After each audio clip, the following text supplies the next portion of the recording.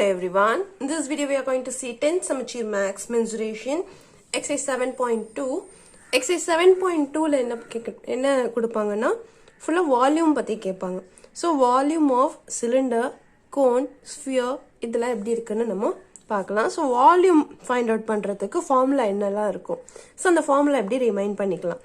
So volume அப்படினா அதோட ஒரு cuboid மாதிரி. Cuboidனா ஒரு பொருள் வந்து உள்ள ஸ்பேஸ் இருந்தாலோ இல்ல அது ஃபுல்லா கவர் ஆகி அது உள்ள நம்ம ஏதாவது போட்டு வைக்கணும் இல்ல அது உள்ள எவ்வளவு ஐட்டம் பிடிக்கும். ஒரு சிலிண்டர்னா சிலிண்டர் உள்ள கேஸ் இருக்கும், கேஸ் எவ்வளவு ஃபில் பண்ணலாம்.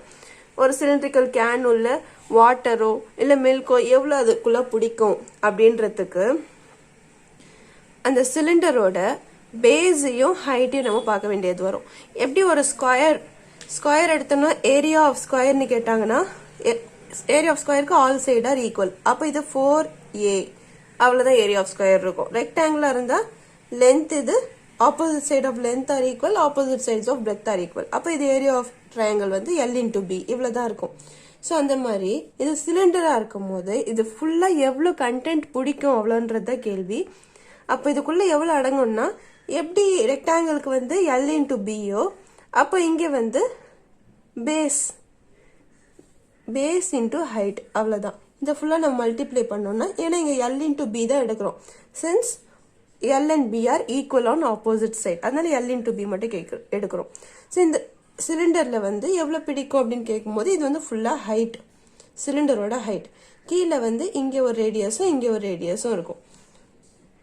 இப்போ வந்து ஒரு L மட்டும்தான் நம்ம எடுக்க போறோம்ன்றதுனால கீழே இருக்கிறது வந்து ஏரியா ஆஃப் சர்க்கிள் எடுக்கணும் into height. So area of circle into height. சிஎஸ்ஏவா இருக்கும் போது டாப் அண்ட் பாட்டம் நம்ம கால்குலேட் பண்ணுவோம். இங்க வால்யூமா இருக்கும் போது அதோட ஃபுல் வால்யூம் எவ்வளோ கண்டென்ட் எவ்வளோ பிடிக்கும் அப்படின்னு கேட்கும் போது இந்த மாதிரி ரெக்டாங்கிளுக்கு எப்படி நம்ம L/B since both side are equal அப்படின்னு நம்ம பண்றோமோ அதே போல இங்க பாட்டம் பார்ட் ஏரியா ஆஃப் இல்ல பாட்டம் இல்ல டாப் ஏதாவது ஒன்று area of circle into the height. அப்போ ஏரியா ஆஃப் சர்க்கிள் என்ன πr². Area of circle volume of cylinder பார்க்கணும்னா ஏரியா ஆஃப் சர்க்கிள் வந்து πr² ஒரு பக்கம் மட்டும் இன்டூ ஹைட். அப்போ πr²h. இது ஏரியா, இது வந்து வால்யூம்ன்றதுனால இது கியூபிக் மீட்டர்னு கொடுத்துருவாங்க, cubic units.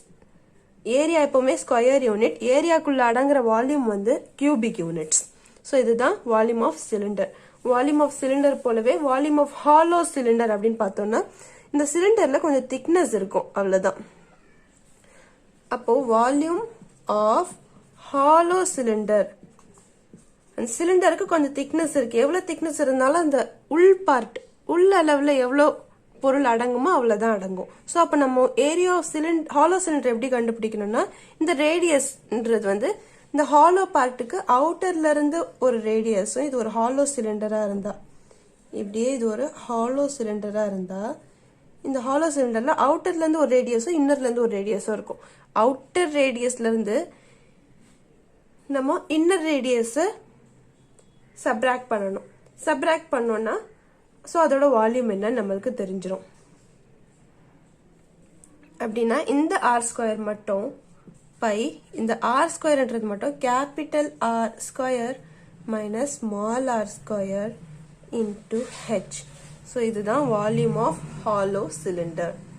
Volume of hollow cylinder நம்ம முடிச்சாச்சு. ஸோ இந்த volume of cylinder and volume of hollow cylinder வச்சு Question number 1 and 2 பார்க்கலாம். Question number 1ல என்ன கொடுத்திருக்காங்கன்னா the radius, question number 1ல a 14 meter deep well with inner diameter 10 meter is dug and the earth is taken out is evenly spread all around the well to form a embankment of width 5 meter. Find the height of the embankment அப்படின்னு கேட்டிருக்காங்க. இந்த கொஸ்டின்ல கொடுத்துருக்காங்க. இப்போ எப்படி எடுத்துக்கலாம்னா a 14 meter deep well. So அந்த well கிணறு வந்து ஒரு சிலிண்டர் ஷேப்ல தான் ஃபார்ம் ஆகும். ஸோ கிணறு வந்து 14 மீட்டர் டீப் வெல். அதோட டீப்னஸ் சொன்னாங்கன்னா, டெப்த் சொன்னாங்கன்னா அதான் ஹைட்டுன்னு அர்த்தம். ஸோ இந்த 14 மீட்டர் டீப் வெல் வந்து with inner diameter 10 metre. So இந்த டீப் வெல்லோட இன்னர் டயாமீட்டர் வந்து 10 மீட்டர் இருக்கும். is dug and the earth is taken out. earthனா அதுல இருந்து மண்ணை எடுத்து taken out is evenly spread all around the well. வெல்ல சுத்தி அந்த மண்ணை அப்படியே கொட்டி வைக்கிறாங்க to form an embankment. embankment கிணறு ஆழமா இருக்கும். ஆனா கிணறு இருக்கு அப்படின்னு நம்மளுக்கு தெரியறதுக்கு அந்த கிணறை சுத்தி இந்த மண்ணு போட்டு இந்த கிணறுக்கு ஒரு திக்னஸ் ஒன்று கொடுத்துருப்பாங்க. ஸோ இந்த மாதிரி இந்த கிணறு வந்து இது வெல் அப்படின்னு காட்டுறதுக்கு இந்த திக்னஸ் கொடுத்துருப்பாங்க. ஸோ ஆஃப் வித் எவ்வளோ சொல்றாங்கன்னா 5 மீட்டர். ஸோ இந்த எம்பேங்க்மெண்டோட வித் வந்து 5 மீட்டர்னு சொல்றாங்க. அப்போ எம்பேங்க்மெண்டோட வித் 5 மீட்டர்னா இந்த அவுட்டர் ரேடியஸ்ல இருந்து இன்னர் ரேடியஸ், கிணறோட இன்னர் ரேடியஸ் வந்து 10 மீட்டர், திக்னஸ் வந்து ஒரு 5 மீட்டர். அப்போ அவுட்டர் ரேடியஸ் கேபிட்டல் ஆர் வந்து 15 மீட்டர் வரும். இதுல இருந்து அதை திக்னஸையும் any one of the radius வச்சு அதர் ரேடியஸ் கண்டுபிடிக்கணும்னா இப்படிதான் கண்டுபிடிக்கணும். அவுட்டர் ரேடியஸ்ல இருந்து இன்னர் ரேடியஸ் மைனஸ் பண்ணா திக்னஸ் கிடைக்கும். ஸோ அந்த விட்னு சொல்ற திக்னஸ். இப்போ என்ன கேக்குறாங்கன்னா, இந்த பார்ட் அந்த வெல்குள்ள இருந்து எடுத்த மண்ணை தான் இந்த எம்பேங்க்மெண்டா ஆக்குறாங்க. அப்ப இந்த எம்பேங்க்மெண்டோட ஹைட் என்னவா இருக்கும் அப்படின்னு கேக்குறாங்க. ஸோ இந்த சிலிண்டரை எடுத்து இந்த சிலிண்டரா மாத்துறாங்க, அதை ஒரு எம்பேங்க்மெண்டா மாத்துறாங்க. இப்போ இதுக்கு சம் எப்படி எழுதலாம் அப்படின்னா, ஃபர்ஸ்ட் அவங்க கொடுத்துருக்கிறது நம்ம அப்படியே எழுதலாம்.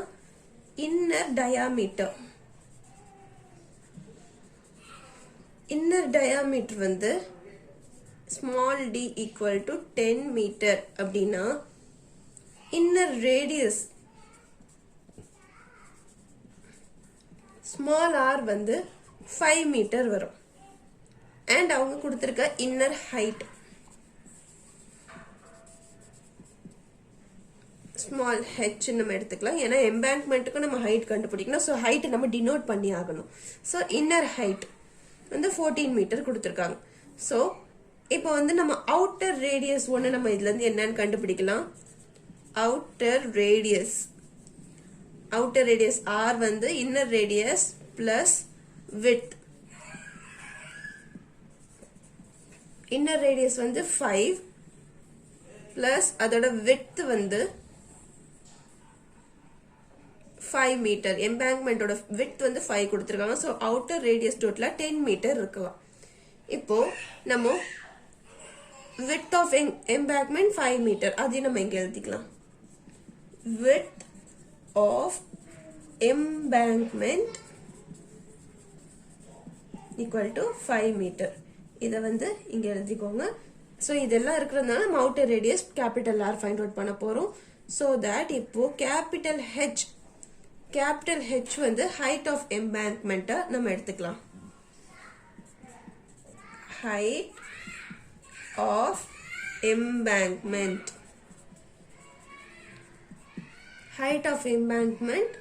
Capital H equal to what? இதை நம்ம ஃபைண்ட் பண்ண போறோம். இப்போ வந்து வால்யூம், அதாவது ஒரு பொருள்ல இருக்கிற, இப்போ ஒரு பாட்டில்ல இருக்கிற தண்ணியை நம்ம ஒரு கிளாஸ்ல, அதாவது கிளாஸ் அளவு தான் தண்ணி, அந்த கிளாஸ் அளவுல இருக்க தண்ணியை பாட்டில்ல மாத்தணும்னா கிளாஸ்ல இருந்த ஹைட்டும் பாட்டில்ல இருந்த ஹைட்டும் மாறும். ஆனா அதோட வால்யூம் சேம் தான். இந்த 1 கிளாஸோ ஒரு 100 ml 200 ml அந்த கண்டென்ட்மெண்ட் சேம் தான். அப்ப volume of earth taken out and spread evenly to form the embankment அப்படின்னு சொல்லியிருக்காங்க. அப்போ வால்யூம் ஆஃப் சிலிண்டரும் volume of earth taken out இதுவும் is equal to embankment formed.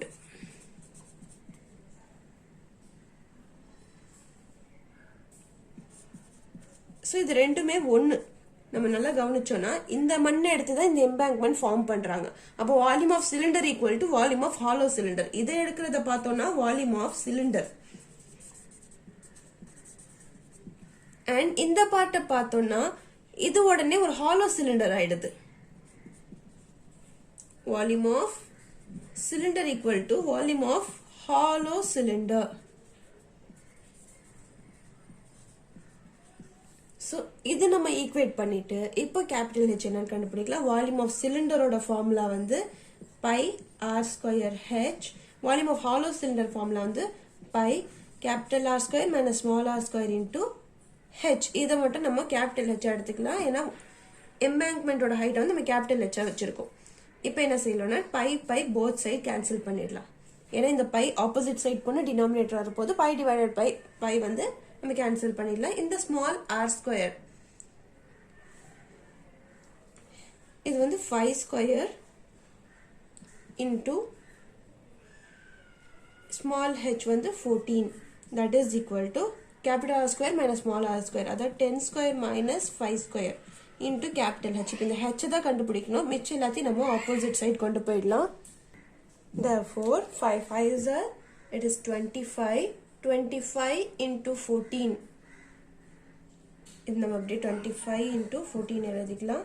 Divided by 10 square வந்து 100 minus 25 square வந்து 25. This is equal to height. இப்போ height எப்படி எடுத்துக்கலாம்னா இது ஃபுல்லா நம்ம மல்டிப்ளை பண்ணி எழுதிடலாம். இல்ல 25 into 14 divided by 100 minus 25 வந்து 75. இப்போ இது ரெண்டுமே 25 டேபிள்ல கேன்சல் பண்ணா இது 3 டைம் போகும். So 14 divided by 3. 14 divided by 3 நம்ம simplify பண்ணோம்னா your answer is 14 divided by 3. 3 4s are 12 வரும். Point remaining 2. இதுக்கப்புறம் அது 20 ஆக்கிட்டு 6 டேபிள் மல்டிப்ளை பண்ணாலும் 3 6 are 18. திருப்பி ரிமைனிங் 2 வரும். அதை 20 ஆக்கினாலும் 3 6 are 18. ஸோ 0.666 வந்து இது கண்டினியூ ஆகிட்டே இருக்கும். ஸோ டெசிமல் பாயிண்ட்க்கு அப்புறம் 2 டிஜிட்டில் ரவுண்ட் ஆஃப் பண்ணும். தேர்ட் டிஜிட் வந்து அபவ் 5 இருக்கு. ஸோ இது 4.67 தான் ஹைட் ஆஃப் எம்பேங்க்மெண்ட் அப்படின்னு நம்ம முடிச்சிடலாம். Height of embankment find out பண்ண சொன்னாங்க. embankment equal to 4.67 meter. That's all. Question number 1 solution is over. இப்போ இதே போல நம்ம question number 2 பார்த்துடலாம். இப்போ question number 2ல என்ன கொடுத்திருக்காங்கன்னா a cylindrical glass with diameter 20 cm. So இது diameter வந்து 20 cm and has water to a height of 9 cm. So இதுக்குள்ள water இருக்கு. water to the height of 9 cm தான் சொல்றாங்க. இந்த சிலிண்டரோட ஹைட் சொல்லல. So இந்த வாட்டரோட ஹைட் மட்டும் தான் சொல்றாங்க. A small cylindrical metal of radius 5 cm and height 4 cm is immersed completely. So இன்னும் ஒரு குட்டி சிலிண்டரை தண்ணிக்குள்ள போடுறாங்க. So அந்த குட்டி சிலிண்டரோட ரேடியஸ் வந்து 5 சென்டிமீட்டரும் ஹைட் வந்து 4 சென்டிமீட்டர் இருக்கு.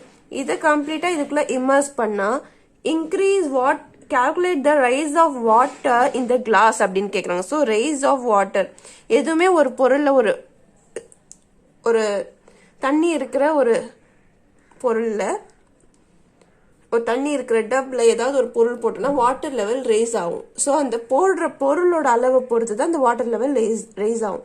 ஸோ இவங்க கொடுத்துருக்க இந்த பொருளோட வால்யூமோ ஏரியாவோ எவ்வளவோ பார்த்தோம்னா அதே ஈக்குவல் தான் இந்த வாட்டர் ரைஸ்டும். ஸோ இது சம் எப்படி போடணும்னா volume of water raised question number 2 first அவங்க கொடுத்துருக்க volume of water raised equal to cylindrical metal immersed. இது ரெண்டுமே எப்பவுமே ஈக்குவலா இருக்கும். ஸோ இதுல இருந்து நம்ம சிலிண்ட்ரிக்கல் கிளாஸையும் சிலிண்ட்ரிக்கல் மெட்டலையும் தனியா எடுத்துக்கலாம். சிலிண்ட்ரிக்கல் கிளாஸ் ஃபர்ஸ்ட், நெக்ஸ்ட் வந்து சிலிண்ட்ரிக்கல் மெட்டல். ஃபர்ஸ்ட் கிளாஸ் பத்தி கிளாஸ்ல இருக்க தண்ணியை மட்டும் நம்ம எவ்வளோன்னு பார்ப்போம். ஸோ அது பார்த்தீங்கன்னா இது கேபிட்டல், இது ஒரு D1 எடுத்துப்போம். D1 இருந்தா இது 20 மீட்டர்னு சொல்றாங்க. அப்போ R1 வந்து 20 சென்டிமீட்டர்னா இது ஒரு 10 சென்டிமீட்டர். அண்ட் இதோட ஹைட் என்னன்னு நம்மளுக்கு தெரியாது, வாட்டரோட ஹைட் மட்டும் தான் தெரியும்.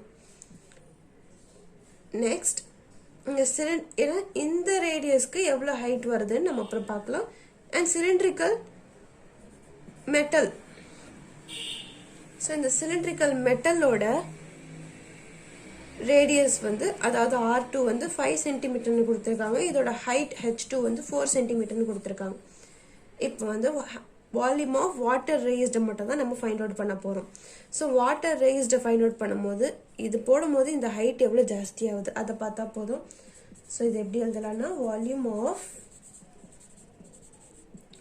Water raised equal to volume of cylindrical metal immersed. So இந்த உள்ள போட்ட மெட்டலும் இதில் இருக்க வாட்டர் ரேஸ் ஆன ஹைட் ரெண்டுமே சேமாக இருக்கும். சிலிண்டரோட வால்யூம் வந்து பை ஆர் ஸ்கொயர் ஹெச் அப்படின்றதுனால இது நம்ம R1ஆகவும் H1ஆகவும் எடுக்கிறோம். இங்கேயும் பை ஆர் ஸ்கொயர் ஹெச்சை இங்கே R2ஆகவும் H2ஆகவும் எடுக்கலாம். பை அண்ட் பை கேன்சல் ஆகிடும். R1 ஸ்கொயர் வந்து 10 square H1 equal to R2 square வந்து 5 ஸ்கொயர் H2 வந்து 4. இப்போ H1 நம்ம என்னன்னு கண்டுபிடிக்கணும். therefore 5 ஸ்கொயர்னா 5 into 5 into 4 divided by இந்த 10 ஸ்கொயரிங் வந்தால் 10 into 10. ஸோ இது ரெண்டுமே கேன்சல் ஆனால் 2 into 2 இதுவும் கேன்சல் ஆனால் H1 வந்து 1. அப்போது the rise of water in glass வந்து 1 centimeter. அவ்வளோதான் question number 2 ஓட solution over. Hope you all can understand the video. Thank you.